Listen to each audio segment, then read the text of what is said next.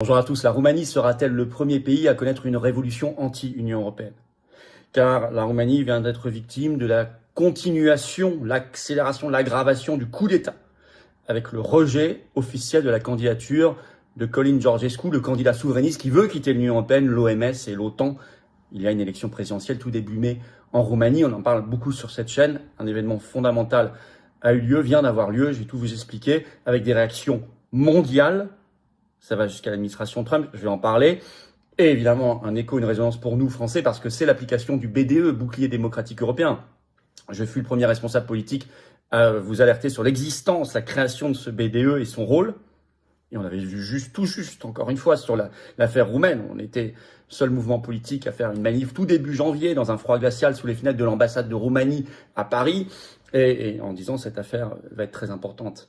Il y a une résonance française et mondiale de cette affaire, vous allez voir dans cette vidéo, des réactions malgré tout très fortes, intéressantes, et puis une réaction populaire roumaine immédiatement, et qui va monter encore dans les heures et les jours qui viennent, peut-être jusqu'à une révolution.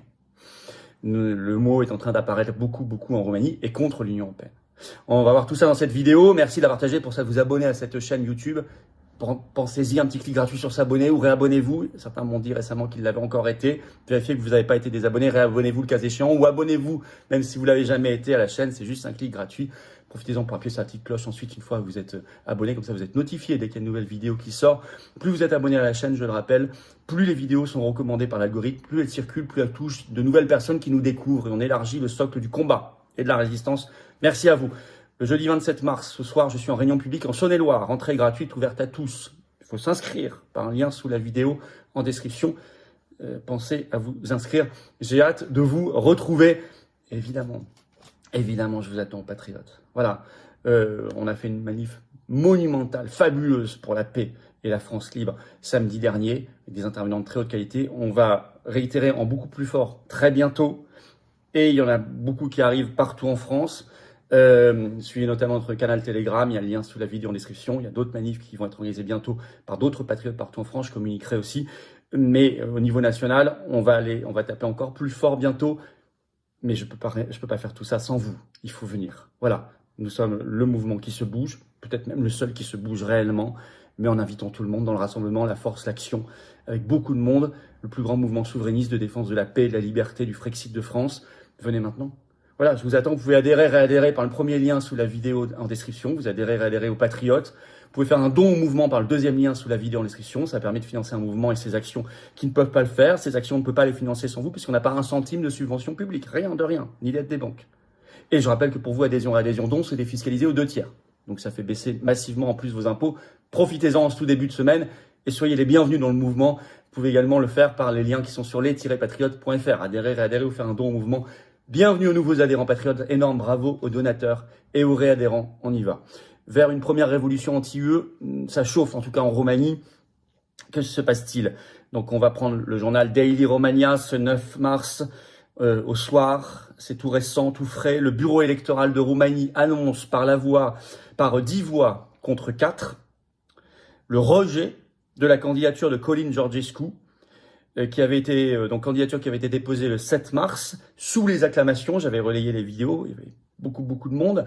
Et les raisons de ce rejet par la commission électorale, ce qu'on appelle en Roumanie le bureau des élections, sont lunaires. Je vais vous citer la raison. Accrochez-vous bien.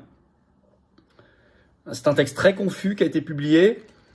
L'argument, c'est que cette commission électorale, ce bureau des élections, fait valoir que pour décider si quelqu'un peut se présenter ou pas à la présidence roumaine, les élections étant prévues les 4 et 18 mai, nouvelles élections, puisque les premières ont été annulées, je vais y revenir. Donc cette commission doit vérifier si cette personne menacerait ou pas le cadre constitutionnel du pays, si elle était élue, et elle affirme que Georgescu ne défendra pas la démocratie. Donc c'est une commission électorale par 10 voix contre 4 qui dit qu'il ne peut pas se présenter parce que s'il est élu, il n'ira pas dans le sens de l'ordre constitutionnel roumain, et il ne défendra pas la démocratie. Et Romain Bessonnet, géopolitologue, secrétaire général du Cercle Aristote, qui était un des intervenants à la manif pour la paix qu'on a organisée samedi, avait lu dans le détail les arguments en disant, de préparatoire à cette décision, en disant ils estiment que l'appartenance à l'Union européenne est une garantie de défense de la démocratie et que ça fait partie de l'ordre constitutionnel roumain. Vous voyez comment En fait, tout ça est fermé sur lui-même.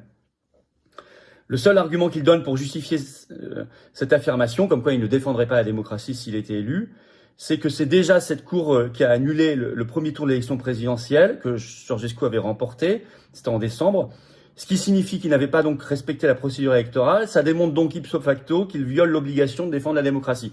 C'est un raisonnement circulaire. C'est nous-mêmes, nous avons annulé le premier tour, ce qui prouve qu'il y avait un problème. Donc s'il y a un problème, il y a un problème. Donc s'il y a un problème, on ne peut pas lui valider sa candidature. C'est un raisonnement circulaire. Autrement dit, c'est un raisonnement totalitaire. Vous avez compris. Il y a zéro argument. Or, dans les derniers sondages, il était donné, selon les instituts, entre 44 et 50% au premier tour. Au premier tour. 3 fois devant le second, qui est à 16%. Bon. Donc, alors, il est dans son programme, c'est un authentique, un vrai souverainiste, qui a défendu les libertés pendant le Covid, qui veut sortir de l'OMS, de l'OTAN, de l'Union européenne, qui défend la paix. Et je rappelle que déjà le 6 décembre dernier, 48 heures avant le second tour, qui était prévu le 8 décembre, ils avaient annulé ce second tour. Il devait gagner à l'époque, selon les sondages, avec 58% des voix. Il avait déjà été arrêté le 27 février dernier en voiture quand il allait déposer, il avait tenté une première fois de déposer sa candidature, il l'avait arrêté dans le convoi. Donc on voit que c'est vraiment organisé. Et en fait, dès le 7 mars, seulement 2 heures après le dépôt de sa candidature, eh bien, un certain Rémus Pricopier, qui est recteur de la SNSPA, qui est une école de sciences politiques en Roumanie, qui est financée par les réseaux ONG Soros, avait déposé une plainte devant la Cour constitutionnelle de Roumanie contre sa candidature. Donc on voit qu'il y a une imbrication entre pression Union européenne, réseau Soros, on retombe vraiment dans les réseaux mafieux mondialistes. Alors là, il a 24 heures pour faire un recours devant la Cour suprême roumaine contre cette décision de la commission électorale de rejet de candidature. Mais vu ce qui s'est passé, je suis pas très optimiste, même si j'imagine qu'il a fait le recours. C'est l'application en fait du BDE, un bouclier démocratique européen, c'est pile poil ça. C'est-à-dire qu'on prend prétexte d'une pseudo-ingérence sur un réseau social pour perturber une élection nationale, voire empêcher des candidatures, annuler les résultats, annuler le scrutin. C'est exactement l'objet de ce qu'ils ont créé par le Parlement européen. C'est présidé au Parlement européen par Nathalie Loiseau, le bouclier démocratique européen. Et je rappelle que c'est cautionné, notamment par le RN qui a un membre dans cette commission, alors qu'il faudrait absolument pas cautionner cette horreur, et que si vous restez dans l'Union européenne, vous subissez le BDE. La seule solution pour ne pas subir le BDE, c'est de quitter l'Union européenne, c'est le Frexit. Tout le reste, c'est du pipeau. Alors, les réactions. Georgescu lui-même, sur X, le 9 mars, a fait un tweet, il faut dire, assez formidable. Il pointe clairement du doigt l'Union européenne. Je vais vous citer son tweet, il est court. Un coup direct porté au cœur de la démocratie dans le monde entier. J'ai un message à transmettre. Si la démocratie en Roumanie tombe, c'est le monde démocratique tout entier qui tombera. Ce n'est que le début. C'est aussi simple que ça. L'Europe est désormais une dictature. La Roumanie est sous la tyrannie, conclut Caroline Georgescu lui-même. Alors Georges Simion, qui est son principal allié, qui est à la tête d'un grand parti souverainiste, organisateur des manifestations d'ailleurs en Roumanie, ex-candidat qui avait fait 14% des voix, qui s'est rallié à Georgescu cette fois-ci, a lui aussi tweeté sur X le 9 mars, je cite, « Le bureau électoral vient de rejeter la candidature de Caroline Georgescu pour les élections présidentielles. Des milliers de personnes se tiennent maintenant devant le bâtiment et crient au voleur. C'est un nouvel abus, une continuation claire du coup d'État du 6 décembre. Stop à la dictature. » Alors vous avez des réactions internationales, par exemple le vice-premier ministre italien Matteo Salvini qui a mis sur X le 9 mars, donc lui qui est beaucoup plus courageux, il faut le dire, que Meloni, qui est vraiment complètement rallié au système. Donc Salvini écrit « La candidature de Caroline Georgescu rejetée en Roumanie, un coup d'État dans l'Europe de style soviétique. D'abord ils annulent, alors que les bureaux de vote sont ouverts, les élections qu'ils gagnaient. Ensuite, ils arrêtent, puis ils excluent les candidats, ils excluent même des élections par crainte qu'ils ne gagnent. Elon Musk, tête d'un département ministériel américain, le DOGE, sur l'efficacité gouvernementale, a fait plusieurs tweets. Notamment, il a tweeté lui-même sur son compte X, donc ce 9 mars, « C'est fou !» pour l'exclamation sur cette information. Et il a retweeté quelqu'un qui écrivait « L'Europe a annulé plus d'élections que la Russie ». Ce qui est objectivement vrai, quand on voit tous les référendums, etc. Alors, la Roumanie va-t-elle elle-même vers la révolution anti-UE, puisque je rappelle que déjà le 1er mars, c'est pas vieux. Il y avait eu des manifestations monstres historiques en Roumanie, avec notamment 300 000 personnes dans la capitale Bucarest, sur cette affaire. Ce 9 mars au soir, spontanément, des milliers de Roumains sont descendus dans la rue face au bâtiment de la commission électorale, en criant « à bas la dictature », qui est le slogan le plus repris. Ça a été noté d'ailleurs dans tous les articles de presse qui parlent de cette réaction populaire ce matin, y compris dans la presse française. Il y a eu des affrontements parfois violents avec la police, parce que la police politique a été très violente hier soir, ce 9 mars au soir, y compris avec des grands médias qui ont été qui sont très propagandistes, on connaît ça en France. Donc là, c'est vraiment en train de tourner. La révolution serait légitime. Vous savez, ce qui se passe, ça me fait penser à un principe, alors qui n'est pas un principe juridique parce qu'il n'est pas dans notre droit, mais c'est un principe philosophique. C'est l'article 35 de la Constitution du 24 juin 1793, qui, vous allez voir, en fait, est d'une modernité et d'une actualité brûlante. Je vais vous lire cet article 35. Il nous fait vraiment réfléchir. Quand le gouvernement viole les droits du peuple, l'insurrection est pour le peuple et pour chaque portion du peuple le plus sacré des droits et le plus indispensable des devoirs. Alors, c'est un texte français, c'est un texte du XVIIIe siècle, fin du XVIIIe siècle. C'est un texte qui n'est pas dans notre droit, mais c'est un texte mondial qui inspire philosophiquement mondialement, depuis longtemps. Et je voulais vous le citer parce que je trouve qu'on est exactement dans ce cas de figure. Vous annulez un candidat qui est, en plus, un candidat, je le redis, hein, les sondages les plus bas pour lui, c'est 44% au premier tour. Hein. Vous n'avez aucun candidat en France qui est à un niveau pareil, hein, qui est mesuré à un niveau pareil. Hein. Donc ça veut dire qu'il a une assise populaire énorme, énorme. Vous avez une élection, puis vous l'arrêtez, vous empêchez sa candidature.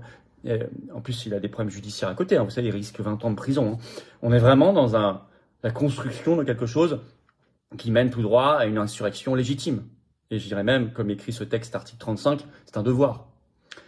C'est pour ça qu'ils criaient à bas la dictature et que le mot révolution apparaît dans leur manif. Beaucoup. Alors après le DSA, Règlement européen de censure, le BDE, je viens de vous en parler, le bouclier démocratique européen, les menaces de Thierry Breton, hein, l'ancien commissaire à la censure qui avait dit « on l'a fait en Roumanie, on le fera en Allemagne si nécessaire ». L'affaire roumaine qu'on vient de voir, la volonté de troisième guerre mondiale de l'Union européenne, l'armée européenne, la dissuasion nucléaire transférée, ce que vient de dire la Pologne, hein, on en a parlé avec Romain Bessonnet et Maître Divisio dans l'entretien hier, la Pologne qui veut nous piquer le contrôle du bouton nucléaire, maintenant c'est dit, voilà, tout ça a été prévisible. Les actes de résistance sont vitaux et ils s'appellent Roumanexit en Roumanie, sortir de l'Union européenne, Frexit en France, sortir la France de l'Union européenne, et donc détruire l'Union européenne. C'est maintenant hein, qu'on se bat. Comme je l'ai dit ce matin, juste avant d'enregistrer cette vidéo, on ne va pas se battre, pardonnez-moi, trivialement, pour sa gueule en ce moment. Hein. Là, on est sur des affaires lourdes, graves, hein, pour l'avenir de la France. On doit se battre pour la France. On doit se battre pour l'avenir des générations qui viennent. On doit se battre pour l'avenir de la liberté, du respect de la dignité des votes et de la démocratie réelle et des peuples en général. On doit se battre pour la souveraineté, on doit se battre pour la paix. On doit se battre pour nos enfants et nos petits-enfants. On doit se battre de manière existentielle pour la France, la liberté et la paix. Existentielle et l'indépendance nationale, c'est-à-dire le Frexit. Il faut être sérieux là-dessus. Et on l'était d'ailleurs début janvier en étant sous les fenêtres de l'ambassade de Roumanie en France. Et on l'est en proposant le Frexit et en se battant concrètement, y compris dans la rue, et par tout moyen, par militantisme, par tout moyen, par action judiciaire s'il le faut, pour tout cela. Voilà, merci de partager cette vidéo, ça fait déjà partie du combat. Pour cela, de vous abonner à cette chaîne YouTube par un petit clic gratuit sur s'abonner. Voilà, merci beaucoup, ça aidera beaucoup à la diffusion des vidéos. Toujours la pétition nationale contre l'européanisation de la dissuasion nucléaire, c'est très très brûlant comme sujet, elle est en lien sous la vidéo en description pour la signer si ça n'est pas encore le cas. Se trouve également en lien sous la vidéo en description l'inscription pour notre belle réunion publique, très belle, du 27 mars, jeudi soir, en Saône-et-Loire. Inscription, information, c'est entrée gratuite, c'est ouvert à tous, mais pensez à vous inscrire. C'est ouvert, y compris aux non-adhérents, bien sûr, pour ceux qui me posent la question. Voilà, je vous attends. J'ai dit se battre concrètement, pas sa gueule, hein, le pays. Il ne faut pas être en ce moment dans les aventures personnelles, penser qu'il y a des choses qui sont absolument hors de propos. Il faut se battre. Les patriotes le font. Faites-le avec nous. Venez, choisissez votre degré d'engagement en devenant adhérent ou en étant donateur. Faites ce que vous voulez, mais montrez que vous êtes dans le plus grand mouvement souverainiste, cette défense concrète par l'action de la liberté et de la paix, le Frexit. en nous rejoignant. J'ai besoin de vous en ce début de semaine. Nous sommes un mouvement indépendant, anti-oligarchique, qui n'a pas un centime de subvention publique, pas d'aide du système, rien, mais qui se bat concrètement pour l'intérêt supérieur de la patrie, pour le bien commun, pour le bien de l'humanité, je le crois aussi, profondément. Mais j'ai besoin de vous. Vous pouvez adhérer dès maintenant par le premier lien sous la vidéo en description. Ce lien est également commenté à par une petite fiche sur l'écran maintenant et dans quelques secondes un lien sur l'écran. Choisissez. Vous pouvez faire un don au mouvement par le deuxième lien sous la vidéo en description. Ça permet de financer nos actions de toute nature parce qu'on n'a pas de subvention publique, je le rappelle, pas un centime. Adhésion, réadhésion, dons sont également en lien sur les-patriotes.fr, notre site. Et tout ça est défiscalisé de vos impôts aux 2/3. Vous faites x2 de ce que vous mettez, vous retranchez de vos impôts. Vous le baissez, ça baisse vos impôts massivement. Profitez-en, faites pas ce cadeau à Macron, au fisc, qui en font n'importe quoi. Énorme bravo en tout cas aux donateurs, aux réadhérents, bienvenue aux nouveaux adhérents patriotes. Vive la France!